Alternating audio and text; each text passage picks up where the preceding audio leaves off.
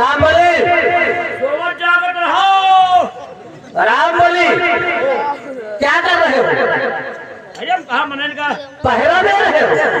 अब हम लोग भोले बाबा के मंदिर के पास पहुंच गए हैं। चलो हम लोग भोले बाबा से आशीर्वाद लेते हैं, उसके बाद हम लोग मेले की तरफ चले। चलो जो दिल के अंदर हो उसको मांग लो, हमें भोले बाबा से क्या चाहिए। हाँ मैं भी करूँगा। तुम्हें दिल में घुसोगे तुम मांग ले, जो हमें दिल में हुआ हम मांग ले। बिल्कुल बिल्कुल मांग लियो जो मांगे भोले बाबा से। भोले बाबा आज हम लोग जिस काम के लिए आए हैं, अगर हम लोगों की मुराद पूरी हो गई तो मैं आपके इस मंदिर के गेट पर एक सोने का घंटा टंगवाऊंगा।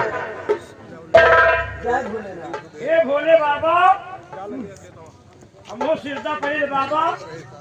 बाबा अगर तुम्हारा शक्ति होई तो तुम्हें स्थान पर खून खराबा न हुए। अगर तुम्हें साथ खून खराबा होएगा तो तुम्हारा राहत धिक्कार। ये 1 घंटा टंगवाई हम 5 घंटा टंगवाया।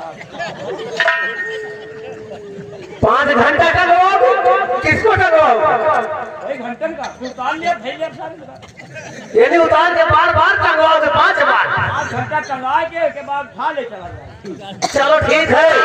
भोले बाबा इतने दयालु है कि वो अच्छे बुरे सभी भक्तों का ख्याल रखते हैं, इसलिए कि भोले बाबा के पास जो सच्चे दिल से जाता है उसकी मुरादें जरूर पूरी होती है।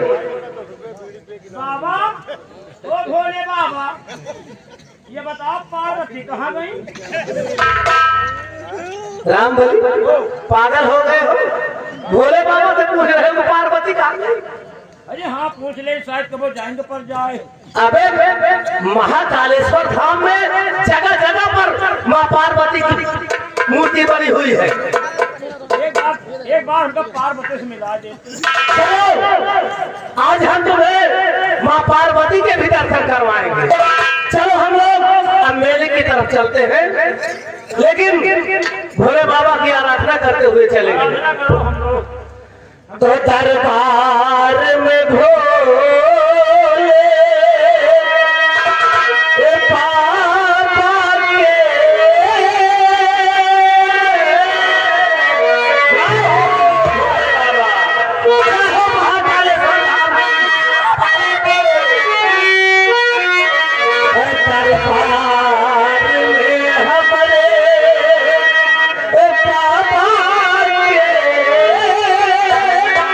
दुख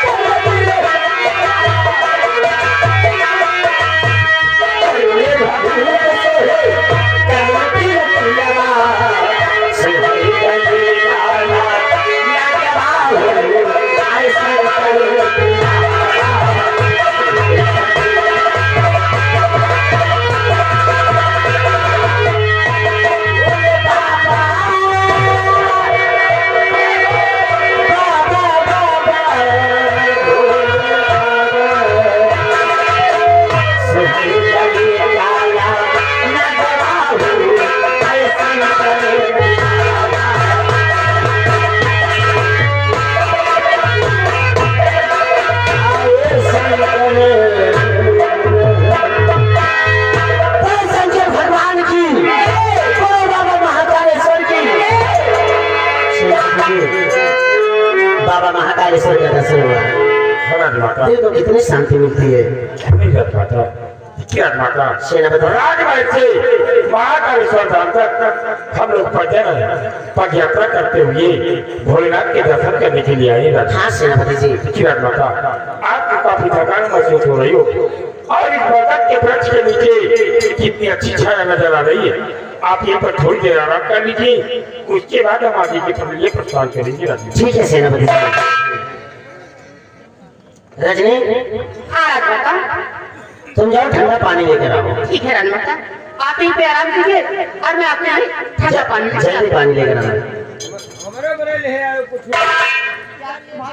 हमें बड़े पानी ना लाओ जो खाम हो जाए, हमें बड़े पौवा भम मूंगफली ले आए। और मूंगफली चबाओ मूंगफली जो खाम चबाब तो जो खाम नहीं होता है हमारे। ठीक है रजनी, इसके लिए आधा किलो मूंगफली लेकर हाँ साहब थोड़ा आराम कर ली, चलब थक पड़े साहब। ठीक है, आराम करो मामा जी। हाँ बोली। सामने पर देख कितनी खूबसूरत लड़की हाँ सामने पर देख। ये नंबर ये लड़की आज नील गाय का बच्चा पैदा चली आ रही है। राम बोली ये लील का बच्चा नहीं बल्कि खूबसूरत लड़की है। चलो हम लोग आगे बढ़कर इससे कुछ बातें। भाई तरफ पैदा चली आवत है। चलो हम इसके और करीब सुनो सुंदरी कहाँ जा रही हो? तो मुझे छोड़, मुझे जाने तो मैं पानी लाने जा रही हूँ। मेरी जान मुझे भी बहुत प्यास लगी है, थोड़ा सा पानी मुझे भी पिला दो, उसके बाद लेकर चले। मैं कहती हूँ मुझे जाने दो, छोड़ दो। आज तुम्हें मेरे हाथों से कोई नहीं बचा सकता, छोड़ दो। राजमाता, बचा राजमाता, छोड़ दो। सेनापति ये बात तो रजनी लड़की है। माता क्या बात तो रजनी की है जो कि आपको और मुझे बता रही है। इससे सेनापति जी बहुत जल्दी जाओ और जाकर देखो रजनी की शोर मचा रही है। माता ये हमारे दुश्मन की चाल हो सकती है, इसलिए मैं आपको छोड़कर रजनी के पीछे नहीं जाऊंगा। सेनापति जी संकट में समय रजनी है, मैं नहीं, इसलिए मेरा हुक्म है कि बहुत जल्दी जाओ, जाकर देखो रजनी की शोर मचा रही है। आपका हुक्म सराखों पर रानी माता, लेकिन जाने से पहले मेरी सब्जी आप अपने पास रखी। अगर कोई मुझे बताएगी तो आप अपने प्राण की रक्षा खुद कर सकती है। ठीक है सिपाही महाबली, सिपाही महाबली,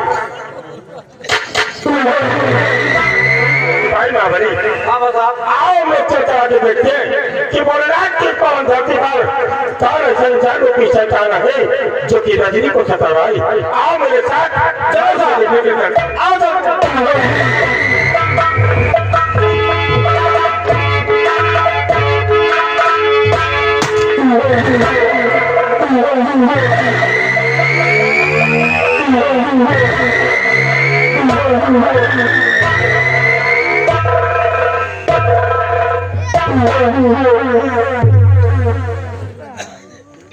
महामंत्री भरत सिंह इस तरह तुम यहाँ पर कैसे?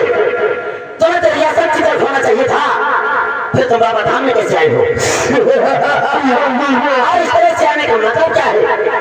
राजमलिका तुम ये जानना चाहती हो कि हम रियासत की तरफ न जाकर महाकालेश्वर धाम तुम्हारे पास काहे लिए आए हैं? क्यों आए हो? तो जरा गौर कर हमारी बात तो सुनो, मैं बता रहा हूँ कि काहे लिए आए हैं।